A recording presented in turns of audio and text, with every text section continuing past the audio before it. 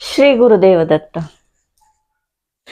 दुसऱ्यांच्या बाबतीत काही घटना घडली, त्याला शिक्षेच्या स्वरूपात, जी सर्वसामान्यांची भाषा असते, तर त्याला काही त्रास होत असेल, आर्थिक असो किंवा शारीरिक असो किंवा मानसिक असो, अशा प्रकारे त्रास व्हायला लागल्यानंतर त्याच्या जवळपासच्या ज्या व्यक्ती असतात, प्रत्येक व्यक्तीच्या, माझ्याही असेल, तर आपण काय बोलतो की त्याचा तो कर्म तसा आहे, तो तसा वागला म्हणून त्याला ही शिक्षा भेटते आहे, त्याच्या कर्माचं हे फळ आहे. हे सर्वसामान्य वाक्य आहे.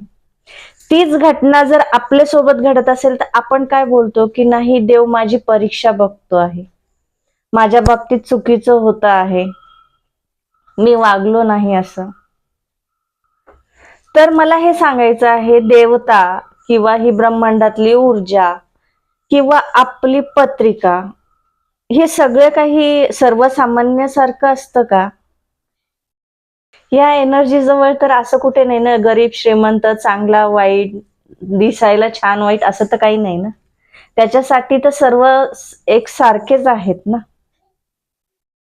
तर या सगळ्या गोष्टीतून मला एवढंच सांगायचं आहे तुम्हाला की जसं आपण दुसऱ्याच्या बाबतीत वागतो तसं स्वतःच्या बाबतीत सुद्धा वागायला शिका. दुसऱ्यांना न्याय निवाडा करण्यापेक्षा स्वतःच्या आयुष्या बाबतीत न्याय निवाडा करायला शिका.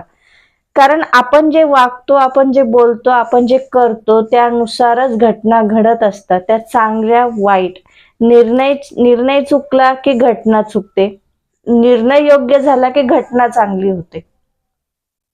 मग काही गोष्टी घडायला लागल्यानंतर जसं आपण दुसऱ्याच्या बाबतीत म्हणतो की त्याचा तो कर्म तसा होता, मग तसंच आपल्या बाबतीत आहे.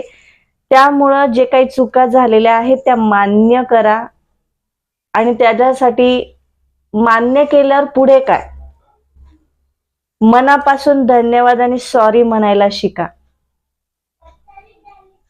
हीच सगळ्यात मोठी कॉर्ड कटिंग आहे.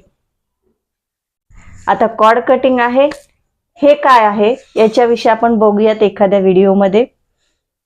तर विचार करा आणि अंमल करा.